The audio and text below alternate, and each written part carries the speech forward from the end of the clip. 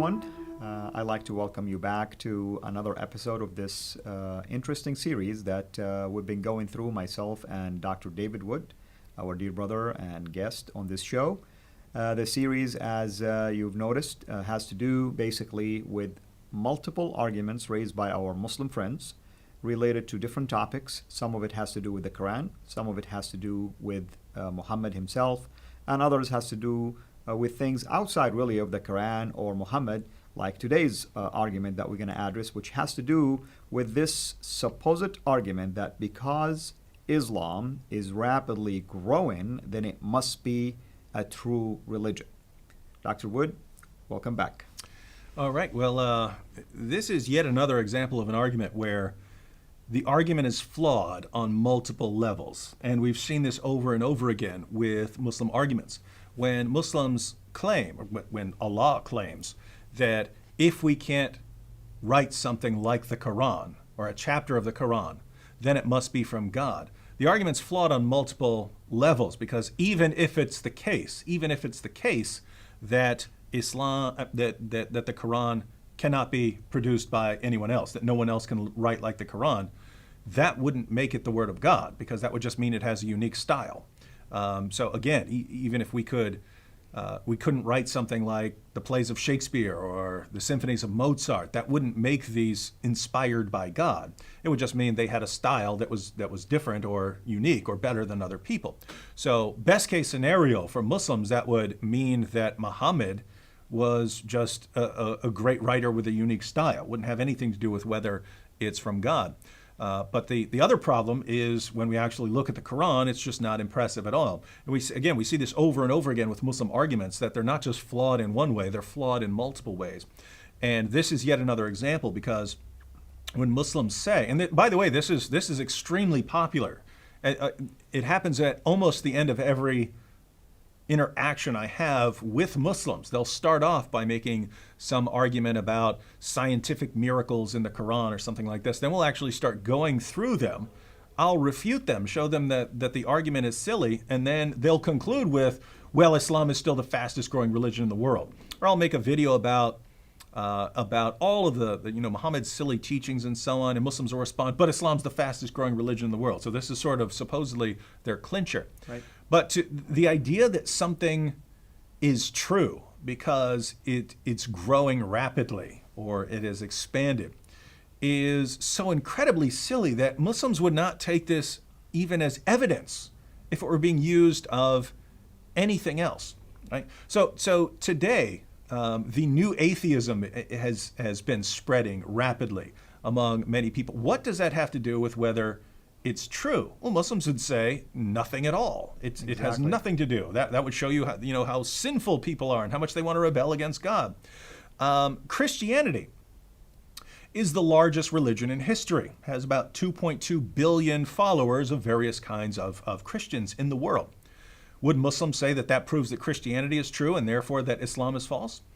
Absolutely not. They would not take that even seriously as an argument. But notice the similarities there. Christianity is the largest religion in history, therefore it must be true. Islam is growing fastest, therefore it must be true. Very similar types of arguments, but Muslims take one very seriously and they wouldn't take the other as any evidence at all. So there's a question of if something is spreading rapidly, does that have something to do with whether it's true? Well, one of the fastest spreading movements in history was communism. I mean, it took over massive portions of the world within a few decades. What does that have to do with whether it's from God? It spread far, far more rapidly than Islam did. So it denies God. Yeah, and what does that have to do with whether it's from God? Nothing. So over and over again, if you gave Muslims a list of rapidly growing ideologies, rapidly spreading ideologies, and said, does this have anything to do with whether this is from God? Over and over again, they would say no. But here we get to Islam. Suddenly, Islam is growing rapidly. Therefore, God must be supporting this religion, must be showing the world that this is the truth. So That's one problem. That's one problem. So correct.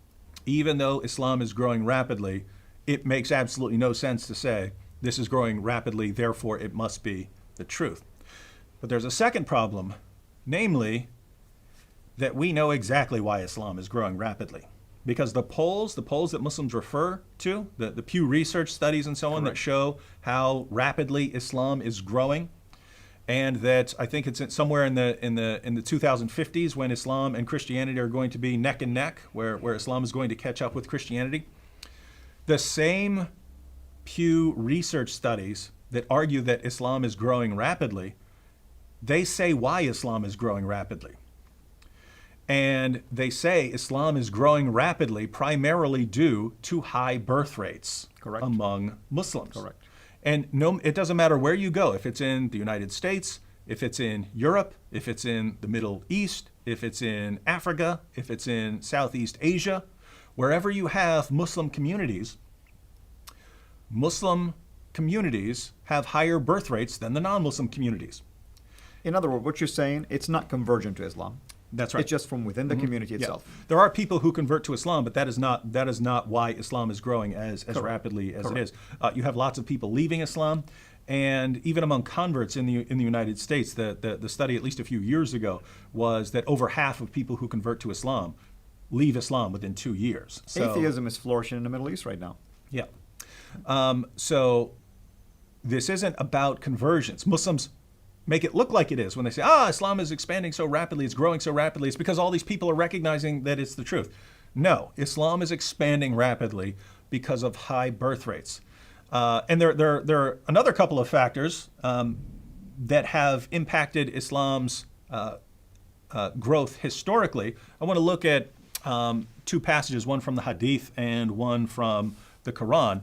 But as far as rapid growth, in Sahih al-Bukhari, number 6922, Muhammad said, "Whoever changed his Islamic religion, kill him." If you're not free to leave a religion, that has a lot to that. If you can enforce that you will not leave this religion or we will kill you. Right. If you can enforce that, you've already developed a fairly rapidly growing system, in the sense that other ideologies, in order to grow, have to gain new followers, either by having babies or by and getting the children to believe, or by conversions and so on. You have to expand that way. But at the time, as long as you're expanding, you have to, in order to grow, you have to be getting new people faster than you're losing people. Right? Every other movement in the world, there are people who leave it and people who go into it. If your movement is growing, then it has to be growing because you're getting more people than you're losing.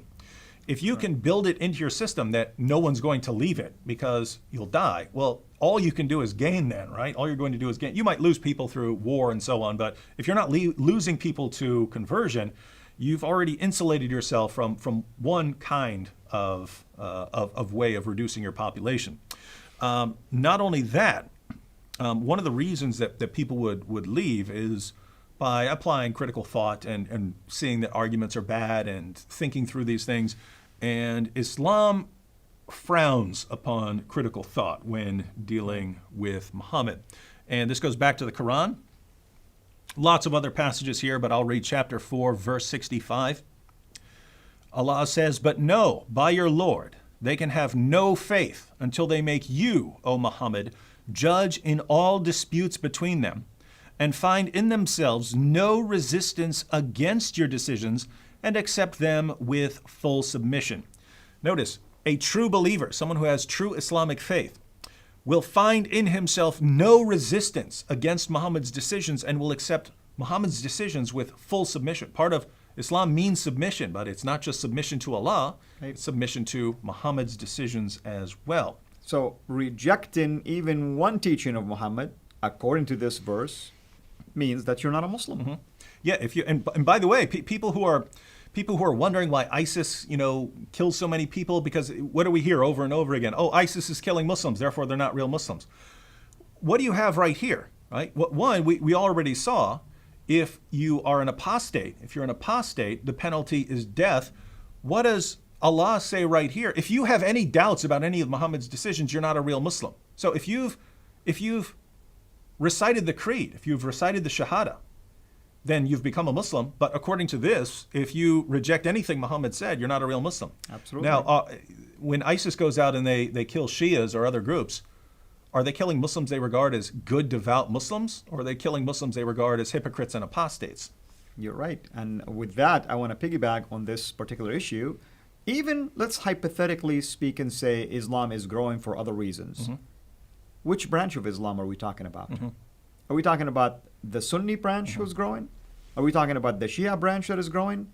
Are we talking about Ahmadiyya branch? Are we talking about the Sufi branch? In fact, there is a chart, if we can show that to our audience here, and look at it. I mean, look at how many just generic branches are out there. So which one of those branches is the one that is really growing the most? In fact, if you go to the same survey, the Pew Research, you'll discover that actually it seems like the Shia Muslims are gaining more ground than the Sunnis if you think about the growth rate from here until 2030. Does that mean Islam will be growing? Would the Sunni person admit now that the Shia branch will become more dominant or become basically larger in number?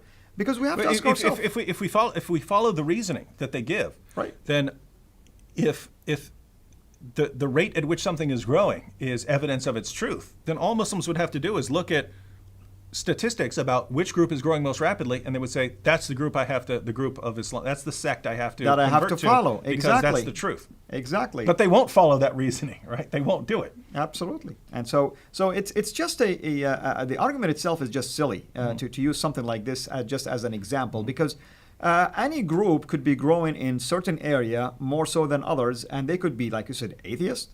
They could be Hindus.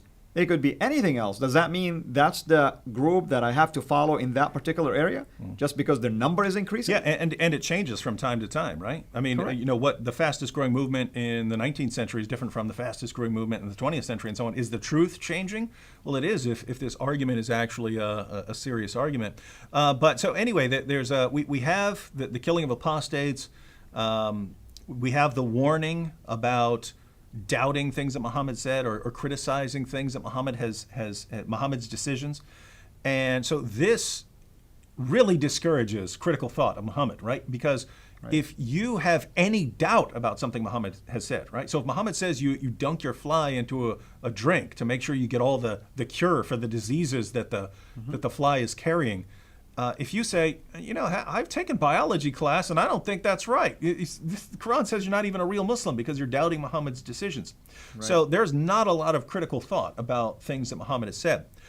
So we have lots of leaving Islam and thinking critically about Islam, very strongly discouraged by the religion. But the primary cause of Islam's growth is Islam's treatment and view of women. Correct. How are women treated where you grew up in Saudi Arabia? Well, of course, they have nothing near the rights of men, of course. They cannot drive. They are obviously a step below when it comes to equality with men. And there's many other things, of course, that they have to adhere to the Islamic teaching according to the Quran and the traditions of the Prophet. And viewers might be wondering, what's the connection here? What's the connection between treatment of women and rapid growth of Islam? Well, there's a definite, very clear connection here. Namely that the more opportunities women have in life, the more of an impact you have on birth rates. So like in a place like the United States where, a girl grows up, she goes to school, she goes to high school, many of them go off to college, then start a career and so on, then get married and so on. Women are start getting married at 24, 25, 30, things like that before they're even starting their families. If you're in a place where you don't have those kinds of opportunities, where women do not have those kind of opportunities, where they don't go to school, where they certainly don't go to college, where they don't have a career, these girls get married off at 12, 13, 14, 15 years old, and they start having kids then, right? So you have lots of women in the West who, yes, I'll have my kid after I finish my school, finish my education, get my career started, then I have the kid, and then maybe you have one or two kids, if you have any. By the time a girl in Afghanistan or Pakistan or Saudi Arabia is 25, she's had 6 or 8 children. That's right.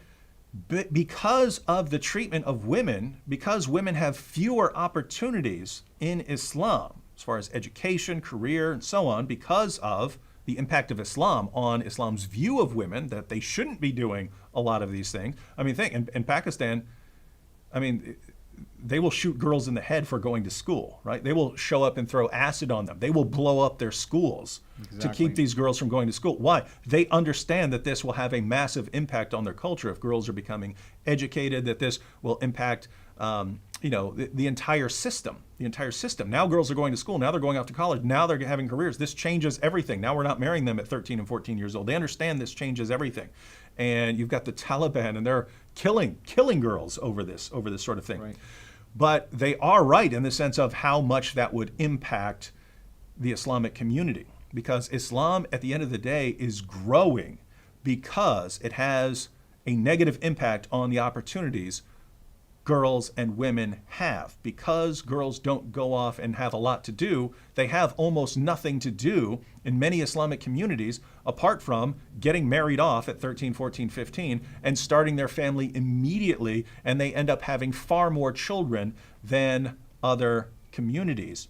And therefore, the population, the Muslim population, explodes because they're just having more kids than other people. And the population grows, but because Muslim countries are so inherently unstable because of the commands to fight hypocrites and kill hypocrites and so on, they then flee those Muslim countries as fast as they can, and they immigrate to the West, to the United Kingdom or to the United States and so on. And I don't blame them for wanting to get out of those areas where they might be killed just because of their particular view of Islam. So when we ask ourselves why, as far as just raw numbers, why is Islam growing so rapidly? Right. It's growing rapidly because of high birth rates due to few opportunities for women in Muslim nations. Why is Islam growing rapidly expanding in the West? It's expanding rapidly in the West due to high birth rates of Muslims even in the West, and immigration of people leaving Muslim countries because Islam really doesn't do a good job making stable societies that people want to live in. So the real reason Islam is growing rapidly is Islam makes violent societies where people do not feel safe and they want to leave. And Islam has a low view of women that does not give women many opportunities in life. And so they have more babies because they start having babies earlier because there's nothing else for them to do. So if we lay out the argument in all its fullness, if we state why, Muslims would have to say, here's how we know that Islam is true. Islam is true because it gives girls and women few opportunities in life and reduces them to baby-making machines. That's what they're good for. And second, Islam makes such violent, inhospitable places to live. It makes countries places where people don't want to live and they want to get out of them as fast as possible. And therefore, Muslims leave these countries and they move to countries around the world. So Islam is true because of the awful impact it has on women and because of the awful impact it has on societies. Therefore, Islam is true. Now, are you ready to accept Islam based on this brilliant argument? Of course not. And also, I want to add a couple of other factors. Polygamy, of course, is another factor. And at the same time, as you mentioned, because you have a lot of kids in a family, it is basically estimated that almost 1/3 of the population of Islam is age 15 and under. So, which means they have even potential to even continue the same pattern of early marriages, more children, and so on and so forth. So it really has nothing to do with conversion, because that's usually the underlining, of course, argument is like, we're growing, that means Islam is true, people are accepting it and moving on basically with this fabulous religion, and that's usually how it goes. Well, that's yet another exciting argument, of course. Let's let our audience know what else you think we'll be able to also address in relationship to these arguments in the near future. Well, we have another Quranic argument, and that's the argument that we know Muhammad was a prophet because the Bible talks about Muhammad coming as a prophet. That's an interesting one, of course. Excellent. Well, thank you so much, brother, and thank you to our viewers for watching this show. Please send us your comments, of course, through Facebook reach out to us through our website. Dr. Wood, maybe you mentioned to them also how they can get a hold of your website if you like. Quick way would be go to YouTube, type in David Wood, and you'll of course get a bunch of people who really don't like me, but you can find my channel in there. Excellent. And we always welcome, of course, any comments, and hopefully you will join us again in the next episode of this series. Until we meet again, have a blessed day.